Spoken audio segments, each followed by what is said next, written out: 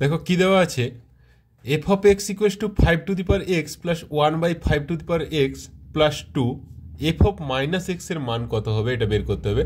এটা কালকে আমাদের ডব্লিউবিসিএস পরীক্ষায় এসেছিল। তো দেখো F of x equals to এটা দেওয়া আছে, মানে F of minus x equals to কত হবে, এখানে যা যা এক্সের ভ্যালু আছে সেখানে এক্সের জায়গায় আমরা মাইনাস এক্স পুট করবো। তাহলে ফার্স্টে কি আছে 5 ওটা কি হয়ে যাবে 5 প্লাস 1/5 প্লাস 2। এটা ইকুয়ালস টু আমরা কি লিখতে পারি 1/5 প্লাস 5 উপরে উঠে গেলে প্লাস এক্স হয়ে যাচ্ছে, দ্যাট ইজ 5 প্লাস 2। দেখো এইটা একই, তাহলে এটা ইকুয়ালস টু আমরা কি লিখতে পারি F of x, that is option A is the answer. এটা দেখো কিভাবে হয়েছে, 2 এখানে আছে 5, 3, 7, 4, 9, 5 ইকুয়ালস টু কত হবে। দেখো 2-এর ডবলের থেকে দেখো 1 বেশি আছে, 2 into 2 plus 1 5, 3 into 2 plus 1 7, 4 into 2 plus 1 9, তাহলে 5 into 2 plus 1 that is 10 plus 1 11, option C হয়ে যাবে অ্যান্সার। কি বলেছে দেখো, একটি স্কুলে ক্লাস 6 থেকে 8 প্রতিদিন 6টা করে ক্লাস এবং 9 ও 10 প্রতিদিন 7টা করে ক্লাস থাকে। যদি কোনো শিক্ষককে প্রতিদিন 5টার বেশি ক্লাস না দেওয়া হয় তাহলে ক্ষুদ্রতম বা সর্বনিম্ন কতজন শিক্ষক দরকার। দেখো ক্লাস 6 থেকে 8 মানে 6, 7, 8 তিনটে ক্লাসে 6টা করে ক্লাস মানে 3, 6 18টা ক্লাস। আবার 9, 10 দুটো ক্লাসে 7টা করে মানে 2 ইন্টু 7 14টা ক্লাস, তাহলে টোটাল ক্লাস হয়ে যাচ্ছে কত 32টা। 5টার বেশি যদি ক্লাস না দেওয়া হয় তাহলে 5 দিয়ে ভাগ করো, কত হচ্ছে 6.4। দেখো টিচার সংখ্যা তো পয়েন্টে হতে পারে না, তাহলে নেক্সট যে পূর্ণ সংখ্যা হচ্ছে সেটা কত 7, তাহলে ওটাই অ্যান্সার হয়ে যাবে, অপশান সি দ্য অ্যান্সার। দেখো নেক্সট কি বলেছে, ক্লাসে এ র্যাঙ্ক পেয়েছে 10, বি পেয়েছে শেষ থেকে 38, বি এর রেজাল্ট এর থেকে ভালো এবং তাদের দুজনের মাঝখানে দুজন শিক্ষার্থী আছে, তাহলে কতজন শিক্ষার্থী আছে টোটাল। দেখো বি শেষ থেকে 38 নম্বরে রয়েছে, আর এ প্রথম থেকে আছে 10-এ, আর বি এর রেজাল্ট এর থেকে ভালো, তার মানে কি বি এর পরে এ রয়েছে যেটা প্রথম থেকে 10, আর মাঝখানে আছে দুজন, তাহলে এ হচ্ছে 9, এ হচ্ছে 8 আর বি হচ্ছে 7। প্রথম থেকে বি হচ্ছে 7 নম্বরে, তাহলে এর আগে আরও 6 জন আছে, তাহলে 38 প্লাস 6 টোটাল 44 জন, অপশান ডি হয়ে যাবে অ্যান্সার। যদি 721890 নির্দেশ করে পার্ডন, 53164 নির্দেশ করে মার্সি, তবে ডেমোক্রেসি কি নির্দেশ করবে। দেখো ডেমোক্রেসি এখানে সবগুলো দেখো শুরুতে 8 আছে, শেষে দেখো 6, 4, CY যেমন 6, 4 সবে শেষে 6, 4, 6, 4 কেন 1, 2ও আছে, তাহলে ফার্স্টেরটা আর লাস্টের 4টাকে টেস্ট করার দরকার নেই, বাকিগুলো দেখো EMO এগুলো দেখে নিলে মোটামুটি কনফার্ম হয়ে যাবে। তাহলে এখানে দেখো সেকেন্ডে কি আছে 3, তাহলে 3 হবে, দেখো 3ও অনেকগুলো রয়েছে। এরপরে দেখো এম কত আছে, এম শুরুতে এখানে 5 আছে, তার মানে এম এর ভ্যালু 5, এম এর ভ্যালু দেখো 5 এখানে আছে আর এখানে আছে। এরপরে দেখো নাম্বারগুলোই পার্থক্য, এখানে 7 আছে, এখানে 6 আছে, তাহলে এই এ বা ডি হতে পারে। এখানে দেখো 7 এটা হচ্ছে না যেহেতু, তাহলে একদম অপশান ডিতে চলে যাবো, আর টেস্ট করার লাগবে না। যেটা ক্যান্সেল হয়ে যাচ্ছে আগে ক্যান্সেল করে নিতে পারো, যেমন কি প্রথমেই দেখে নিয়েছিলাম যে CY থাকছে মানে 64 থাকছে, তাহলে প্রথমে এটা ক্যান্সেল হয়ে গেছিলো, তাহলে প্রথমটাকে আর আমার দেখার দরকার নেই। এরপরে শুধু 8 দেখলাম সবেই আছে, টেস্ট করলাম না। হয়ে গেল কত 3, তাহলে 3, 3 এই দুটোই রয়েছে, তাহলে এই দুটোর মধ্যে হবে। তারপরে কি করলাম, এম আছে, এম 5, এম এইটাতে 5 আছে, তাহলে এটা হচ্ছে না, এটা হচ্ছে না, শুধু ডিটা হচ্ছে। একটি পরীক্ষায় ইংরেজিতে 55%, অঙ্কে 65% এবং দুটোতেই 24% পরীক্ষার্থী ফেল করেছে, দুটি বিষয়ে পাসের হার কত। এই টাইপের একটু ডায়াগ্রাম করে বোঝালে ক্লিয়ার হবে। দেখো বলছে শুধু ইংরেজিতে 55% ফেল করেছে, শুধু অঙ্কে 65% ফেল করেছে, আর দুটোতেই ফেল করেছে কত? 24%। তাহলে টোটাল শুধু অঙ্কে কতজন ফেল করেছে? শুধু অঙ্কে 65 মাইনাস 24, দ্যাট ইজ 41। আর শুধু ইংরেজিতে 55 মাইনাস 24, দ্যাট ইজ 31। তাহলে পাস করেছে কারা কারা? না, 100 মাইনাস 31 প্লাস 24 প্লাস 41, মানে যারা দুটোতেই পাস করেছে সেটার সংখ্যা এইভাবে পাচ্ছি, that is 100 of 3 4 7 2 9 6 96, that is 4%। এর আরও একটা শর্ট ট্রিক্স আছে। কীরকম? এটাকে প্রথমেই আমরা কি করব, 100 মাইনাস 55 আর 65 যোগ করে নেব, দিয়ে 24 বিয়োগ করে দেব। দেখো এটাও 100 মাইনাস 96 আসছে, তাহলে 4%। অপশান এ হয়ে যাবে অ্যান্সার। একটি প্রশ্নপত্রে 75টি প্রশ্ন আছে এবং প্রতিটি প্রশ্নের নম্বর 2। প্রতিটি ভুল উত্তরের জন্য 1 নাম্বার বিয়োগ হয়। যদি সব প্রশ্নের উত্তর দিয়ে কোনো পরীক্ষার্থী 45 নাম্বার পায়, সঠিক উত্তরের সংখ্যা কত? দেখো এগুলোকে এইভাবেও করতে পারি, আর আমরা লিঙ্ক আপ দিয়ে যদি করি সব থেকে ইজিলি হয়ে যাবে। তো লিঙ্ক আপ কীভাবে? কি বলেছে? 75টা প্রশ্নের 75টাই সে উত্তর করেছে। তাহলে আমরা ধরে নিচ্ছি যদি সে 75টাই ঠিক করতো তাহলে কত মার্কস পেত? 75 গুণিত 2, দ্যাট ইজ 150।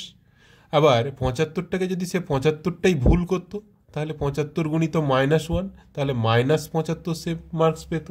কিন্তু সে এগুলো দুটোর কোনোটাই পায়নি, পেয়েছে কত? 45। তাহলে এবারে লিঙ্ক আপ করবো কীভাবে?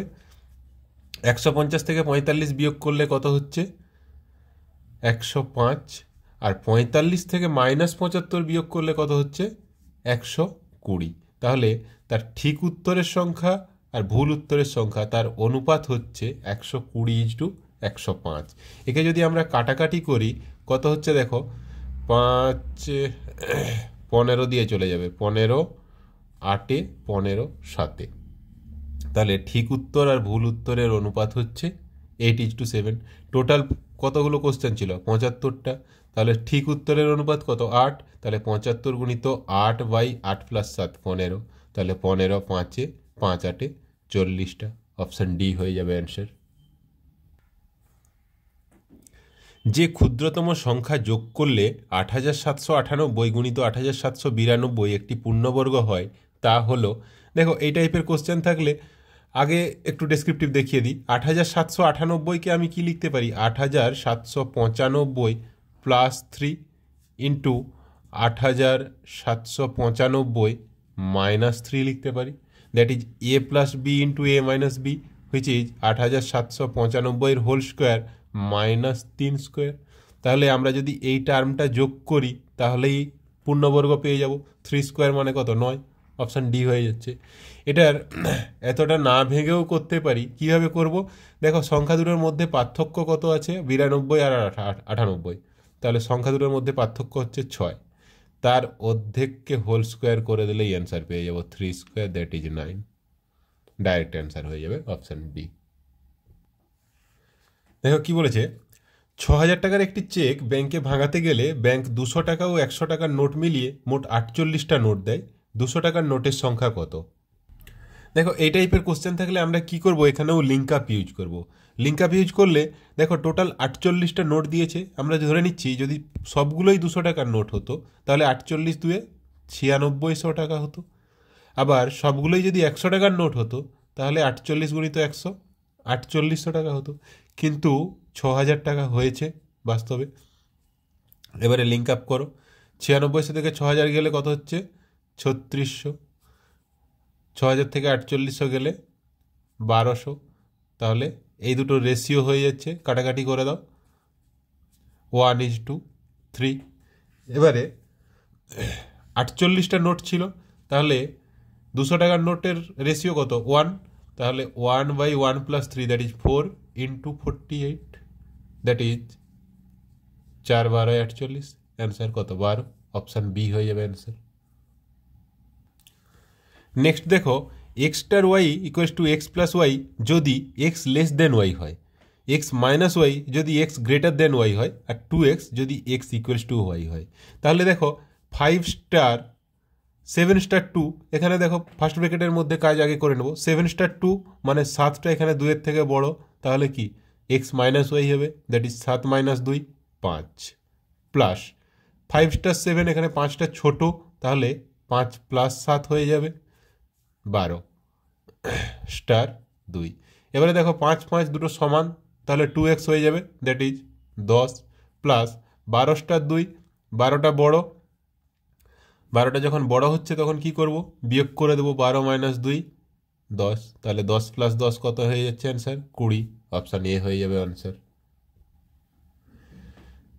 দেখো একটি ত্রিভুজের বাহুগুলির অনুপাত 1/20:1/15:1/12 এবং পরিসীমা দেওয়া আছে 30 সেন্টিমিটার, বৃহত্তম বাহুর দৈর্ঘ্য কত হবে। দেখো আগে কি আছে, ভগ্নাংশের অনুপাত দেওয়া আছে, এটাকে আমরা নর্মাল অনুপাত করে নেব। তার জন্য কি করব, 20, 15 আর 12 এর লসাগু কত হচ্ছে 60 হচ্ছে, তাহলে প্রত্যেকটার ওপরে 60 গুণ করে দাও, তাহলে কি হবে 60/20 ইজটু 60/15 ইজটু 60/12, কাটাকাটি করলে 20 3-এ, 15 4-এ, 12 5-এ, দ্যাট ইজ 3:4:5। এগুলো কি তিনটে বাহুর অনুপাত পেলাম। তাহলে কি বলেছে, পরিসীমা দেওয়া আছে 30 সেন্টিমিটার, তাহলে এখান থেকে আমি অনুপাতের যোগফল কত পাচ্ছি 4 3 7 5 12, এই 12 ইউনিট ইকুয়ালস টু 30 সেন্টিমিটার, তাহলে 1 ইউনিট ইকুয়ালস টু কত 30/12, তাহলে 6 2-এ 6 5-এ, 5-এর 2 বা 2.5 centimetre.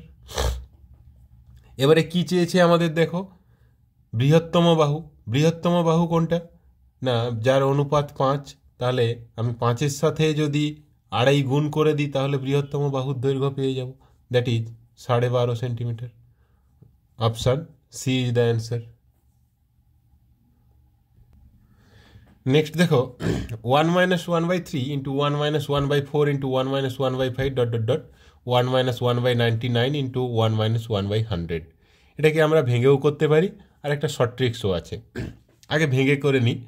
1 - 1/3 that is 3 - 1 2/3 into similarly এটা 3/4 4/5 ডট ডট ডট 98/99 ইন্টু 99/100।